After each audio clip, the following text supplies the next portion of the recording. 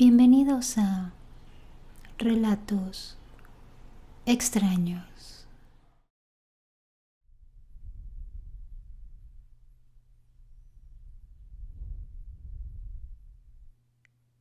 Hace ya 16 años que mi madre falleció a causa de un cáncer en su garganta. Lo que nos pasó ese día cuando fuimos a sepultarla fue algo inexplicable.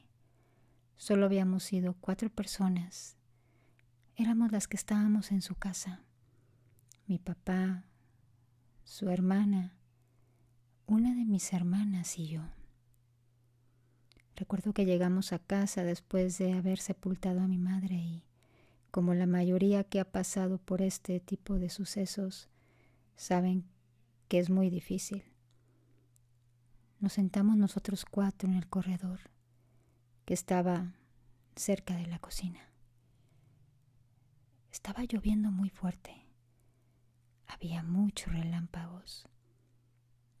Y de pronto se fue la luz.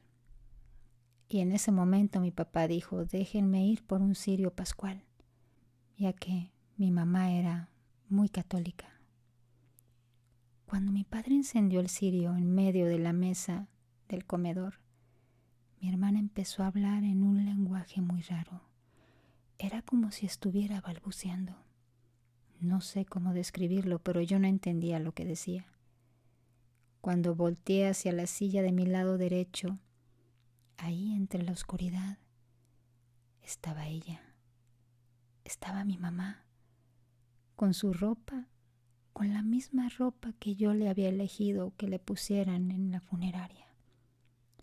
Y ella decía: estas calcetas nunca me gustaron. Y movía los pies como si fuera hacia adelante, como si quisiera quitárselas.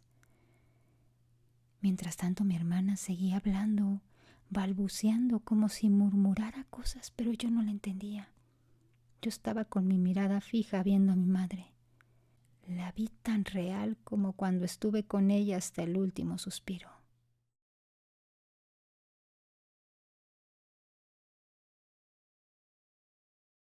Mi padre era de un pueblito bastante pequeño. Toda la gente se conocía. Ese día mi padre había viajado a la Ciudad de México a visitar a mi hermana, pues acababa de dar a luz. Y cuando ya iban de regreso para su pueblo, él y una de mis hermanas que lo acompañó, dice que llegaron a la estación más cercana del pueblo, porque el pueblo de él no tenía central de autobuses. Tenías que transbordar a un pueblo un poco más grande, de ahí tomar un camioncito más rural que te llevaba hasta la casa de mi padre. Dice mi hermana que ella estaba bajando las maletas y mi padre se quedó recostado en el asiento arriba del autobús. En eso toda la gente comenzó a bajar y mi hermana notó que mi padre no bajaba. Así es que subió para apurarlo y decirle que tenía que bajarse ya. Pero mi padre ya no despertó. Se hicieron todas las cosas para su funeral y cuando fuimos al pueblo a avisar a la gente más cercana, a las amistades de él, la gente no nos creía que él había fallecido. Ellos comentaron que habían visto a nuestro padre caminando 2 días antes en la callecita que está pegada al parquecito, donde la gente llega a comprar sus aguas de fruta, y que iba con su sombrero y su saquito que siempre usaba. Incluso dice que se topó con unos muchachos y los invitó a echarse unos tragos ahí en el bar. Tuvimos que enseñarles en el periódico cómo estaba publicado su entierro y solo así nos creyeron. Pero no podíamos dar crédito que ellos 2 días antes lo habían visto caminar en el pueblo.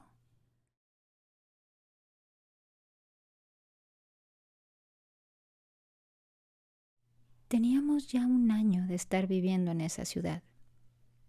No era una ciudad tan grande.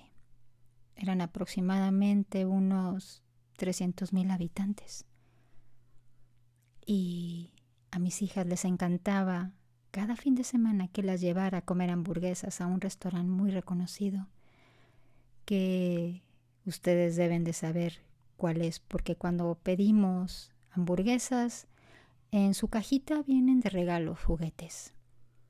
Bueno, pues en ese exactamente es donde yo llevaba a mis hijas. Ese sábado me acuerdo que llegamos y como siempre ellas entraron corriendo directo a la zona de juegos. Yo me quedé formada porque la fila estaba un poquito larga. Pero desde lejos, como el área de juegos es de cristales, estaba yo tranquila porque podía observarlas. Y me di cuenta que las dos se fueron directo al túnel, que es como una serie de pasillos de tipo tobogán donde van trepando y van metiéndose en diferentes túneles. En eso vi que mi hija, la más chica, se detuvo en el túnel que tiene las paredes o los plásticos transparentes. Y yo veía que estaba hablando con alguien, pero no alcanzaba a ver qué niño o niña era. Y noté que mi niña, ella siempre se colgaba una bolsita con juguetitos adentro. Sacaba su bolsita, la abría y le mostraba los juguetes. Y por más que estiraba yo la cabeza para ver con quién estaba platicando, porque veía que se reía, no alcanzaba a ver ni a distinguir si era niño o niña. Mi otra niña andaba abajo jugando con otros niños. Todo el tiempo que estuve yo formada, mi niña pequeña estuvo platicando con alguien, pero nunca logré ver quién. Finalmente llegué al mostrador, hice el pedido y llevé las hamburguesitas y los refrescos a la mesa. En eso mi hija, la más grandecita, se acercó corriendo y de volada empezó a comer. Pero mi hija pequeña seguía arriba, nada más que ya se había movido del lugar y no lograba ubicarla por donde estaba porque había muchos niños. Así es que le pedí de favor a mi otra hija que fuera a buscarla para que viniera a comer. Incluso le pregunté antes de irse si no sabía con quién había estado platicando su hermanita. Y me dijo que ella no se había dado cuenta. Al poco ratito bajaron juntas. Y mientras comía, le comenté que con quién se había estado riendo y platicando en el túnel ese de los cristales transparentes. Y me dijo que se había topado con un niño que era bastante gracioso y le hacía reír, pero que de pronto le comentaba que le dolía mucho el estómago y que ella le decía que se fuera con su mamá, pero el niño le decía que su mamá no estaba, que tal vez iba a regresar más tarde por él. Y así estuvieron platicando y ella le enseñó sus juguetitos y que le había caído muy bien ese niño.